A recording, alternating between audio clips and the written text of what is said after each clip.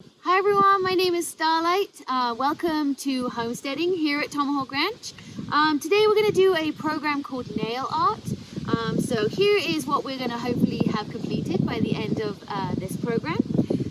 This is kind of based off of Tomahawk's brand. If you've been to Tomahawk, you'll have seen our barn on the side of it does have the brand. So that's kind of the effect we're going for today.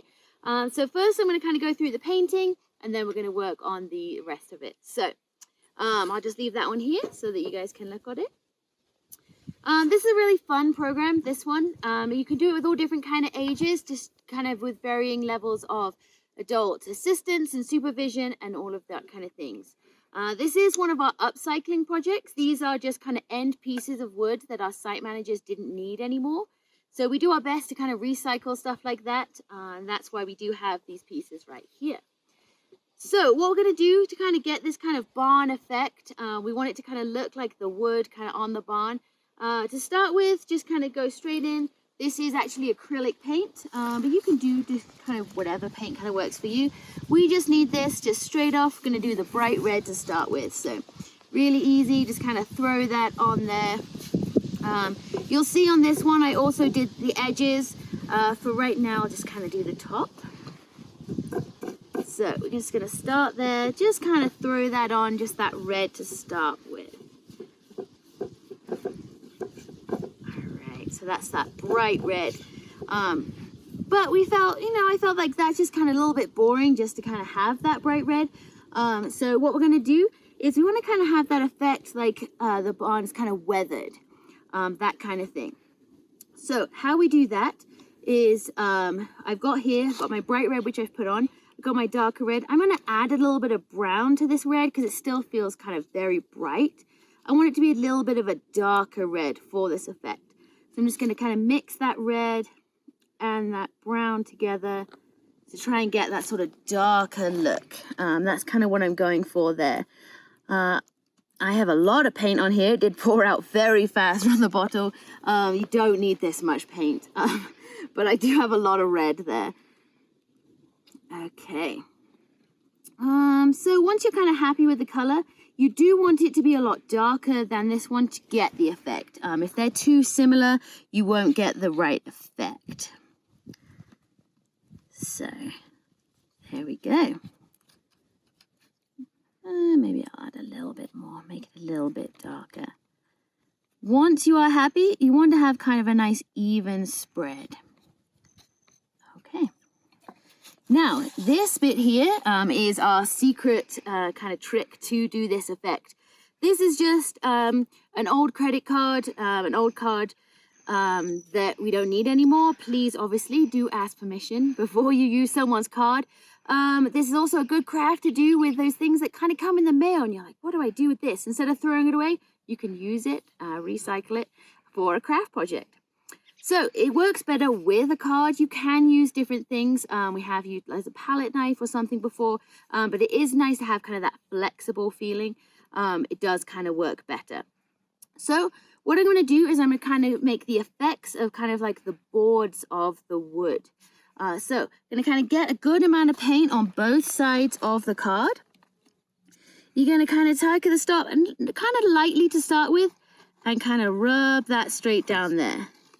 Now this does work better once the bottom layer is dry. I'm doing it quickly now just to show you guys. But if you can, you have time, let this first layer dry. It's going to work a lot better. And so then I'm going to keep going down again. And you kind of want that effect that the barn was painted and it kind of has kind of worn off. And I'm going to go down again. If you have a bigger piece of wood, you could again use this side and kind of go down, but I want to kind of have that thinner because my piece is smaller. So you can kind of do different effects there. If you wanted to do this, this effect works well on canvas and things like that. What I'm doing here is I'm kind of going against the grain of the wood. You'll kind of see there are the grains here. Go against the grains of the wood gives you more of that effect.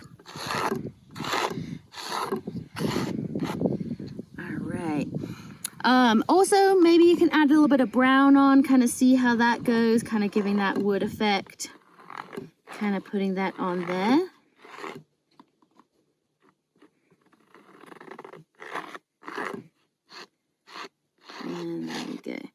If at any point you're like, oh my goodness, look, I've got so much paint, I've lost the effect of it. The idea is that this has kind of been worn down. Just kind of scrape some of it off, scrape it off, and then you can kind of keep going with it. You say, oh, it's too smooth, scrape it a little bit off, kind of go for that effect. You can really experiment with this and do kind of different layers and stuff like that. If you wanted more of the kind of the board effect, what you can do, I might do a little bit in the brown, use that edge, and I can kind of go straight down and kind of draw where those boards would be. You can kind of really kind of work on that. Or I might decide actually my boards would kind of gone this way. I can do a line across here, something like that. But it really kind of gives that more sort of like worn barn effect rather than just kind of doing that bright red, which doesn't look real. And you can see kind of how it's drying. Think, actually, no, I want to move that bit around a bit more, add a little bit more, anything like that. And kind of scrape some of that off the edge. So that's how you're going to kind of get that effect. You can kind of play with it. Maybe you do want yours to be a little bit brighter. If it ends up being too dark, you can do the reverse effect. You can have the darker on and then you can have the lighter on top as if the barn was darker, then you painted it lighter color. So this is just one of those fun tricks, kind of play around with it. And that's how we're going to paint our wood. Now we've kind of done our painting bit. I've cheated a little bit. Here is one that I painted earlier. The other one that we just did is waiting to dry. So now we're going to go on to the actual nail art piece of it. So kind of based on here, I've kind of gone for a few different options here. This one I did kind of like the crazy kind of pattern. Here I did kind of the stripy kind of pattern for you guys to see there. I have a few other examples. This is one that I did before. This is actually an old piece of the siding that used to be on the lodge before they redid it. So I'm particularly fond of this one. It's a really kind of special piece of upcycling. This one here, I did kind of like the checkered pattern more. I did kind of the two-tonal colors with the string. This one over here was actually done by Obi Jo, and she is very skilled because she did this geometric pattern. So this one obviously took a very long time to do and was a harder one to do. How she did this one was that she had the kind of design, had this all drawn out. Then she placed the paper on and kind of knocked the nail through just to show where the nail needed to go.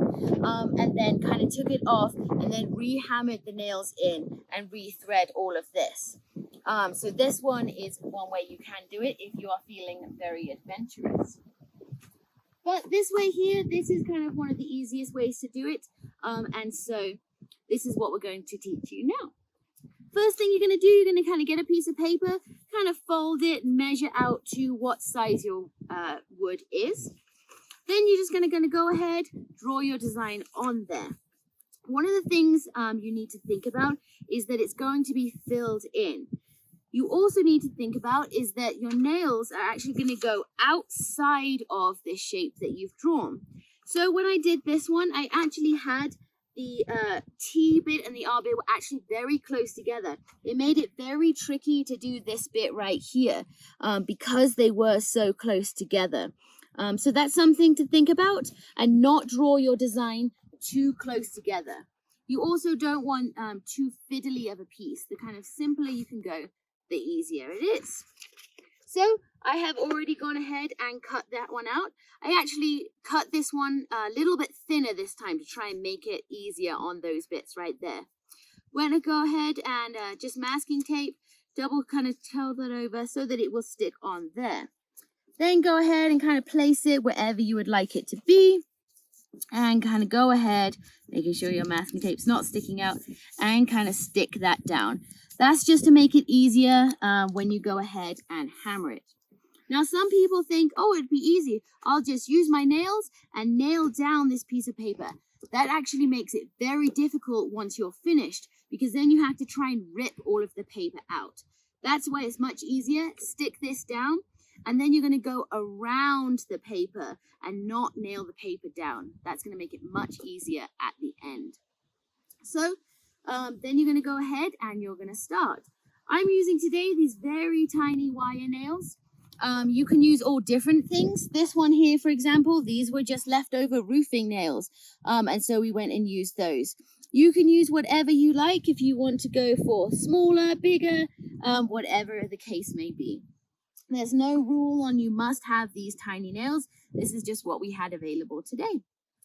So when you're going to go ahead and nail in your nails, make sure you are obviously very careful of your fingers.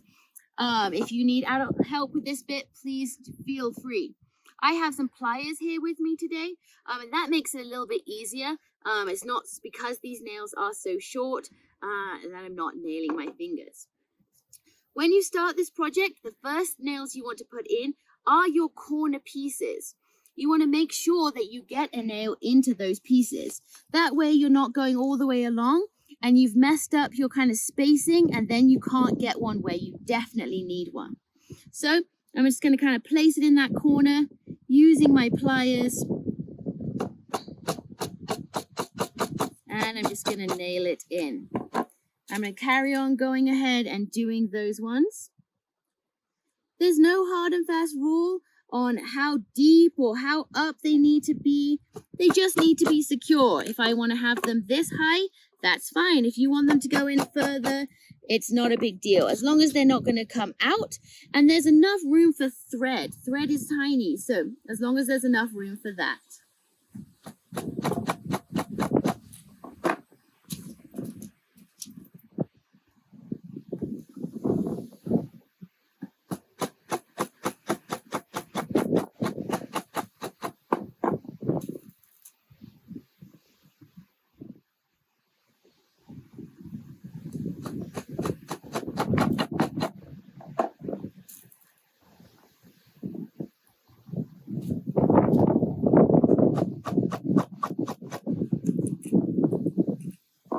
Now you can see there I kind of went a little bit wonky with that one. You can kind of bend it if you can or anything like that. With the good thing about this design is that all of the edging is going to be covered with thread. So if you need to take it out, say I did go wrong, you can take that one out and kind of move it around where you need to because the thread is going to cover up those little spaces.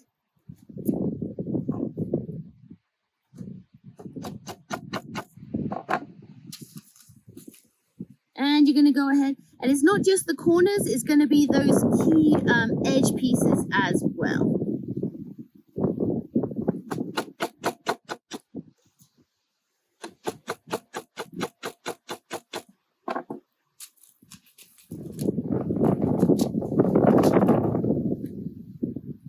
It's very windy here today.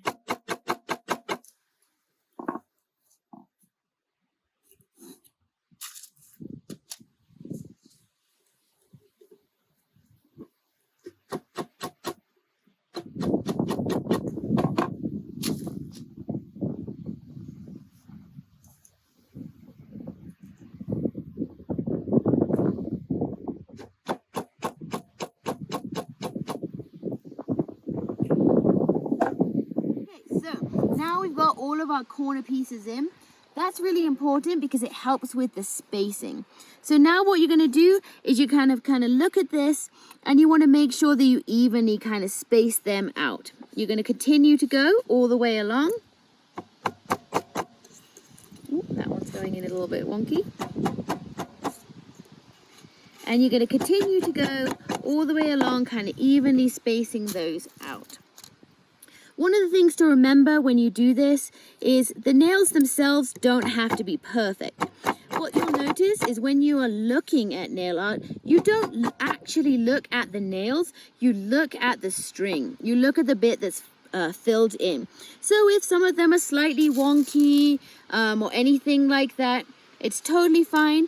It really doesn't matter. You're just going to try and make sure that they're all in the right line. But if they kind of go in kind of wonky or anything like that, you're going to be just fine.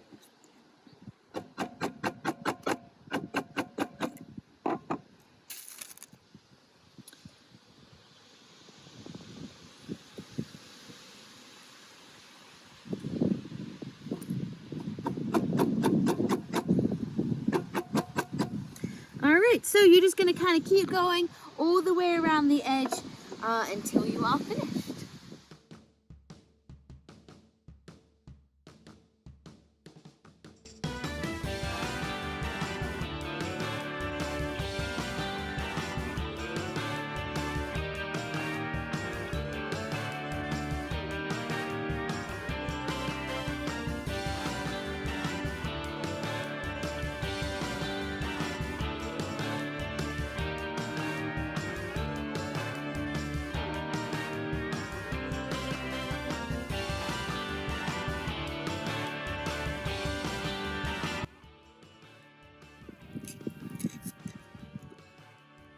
All right. So there we go. That was our last nail. Obviously, we kind of sped that up a little bit for you. This is going to take some time, depending also how close you want the nails to be, how spread out they are, and stuff like that. So once you've got to that point, once you've got all of those nails in, the next job is to take out the paper. So again, so much easier if you haven't nailed it down. You might find that there's occasional one that maybe you did nail it down, but that's okay. I'm just going to peel that out of there. Awesome. At this point, you can kind of pick it up, look at it, kind of see. What you also want to kind of do is make sure they're mostly even. So you might notice a few that kind of need to hammer this side in just a little bit more. And you can kind of have a look at it. There might be some, like one's maybe slightly bent. You can use your pliers to move that one up, something like that. But if I look at this, I'm pretty happy with this. So there we go. There is our nails all done. Then we go on to the stringing part. Again, it depends what kind of design you want to do. If you want to do kind of the crazy one, if you want to do more stripes, maybe you want to do the patchworky one like was in this one. Whatever you kind of want to do, you kind of got some options. I'll just kind of go ahead and show you the basic one that you do. So we've got here some friendship bracelet string. This is really good for this project, but you can use whatever you want. I've seen it done before with twine. We've done it with yarn before. Obviously with the yarn, you're going to need them a lot more spaced out. I've got mine very close together because I'm using this thin friendship bracelet string. But there's all different options. Whatever you kind of have on hand, you can use. So you're going to kind of go ahead and start. What you're going to do is you've got your edge. And just very simply, you're just going to tie it on. Just a very simple knot. Maybe I can get that to go on there. There we go. And you want to make sure it's tight. And just a really simple knot on there. Don't worry about the excess edging string for now. You're just going to cut that off at the end, so that's not a big deal. Okay. So what I like to do, if I'm going to do the crazy one, is I'm first of all going to do all of the edge. So you're just going to kind of keep that string out of the way, and you're going to go all the way along. At this point, you might notice that maybe, so for example, this one isn't quite caught in. So I'm going to go to that one, and I'm just going to loop around it, and that's going to make sure that it is actually hooked in. Actually, I'm going to go back to that one as well. Just a loop around to make sure that they are all in. And when you get to those corners, whenever you're changing directions, you do want to kind of loop around it to make sure that they are all in. So you're going to go all the way, oh goodness, you're going to go all the way around and you're going to do that. Okay, so obviously we took a break there, but once you have kind of gone all the way around the edge, when you kind of stop, make sure you twist it around a few times. That's going to help kind of lock it in. You want to keep the string as tight as you can for this bit. That way it is a lot easier on yourself. So once you've kind of twisted it around, then you're just going to kind of start going wherever you like. So if you want to kind of do that kind of crazy pattern, you can kind of go all over. When you change directions again, make sure you kind of go around. When you're doing this, you don't have to twist it around and kind of see where you want to go. The best way to do this one is to make sure you do have a string going to at least every single one. But again, it's just kind of whatever your preference is. Maybe you do want it looser. Maybe you do want it tighter. Whatever your kind of preference is, this is your creation. So you do whatever works best for you.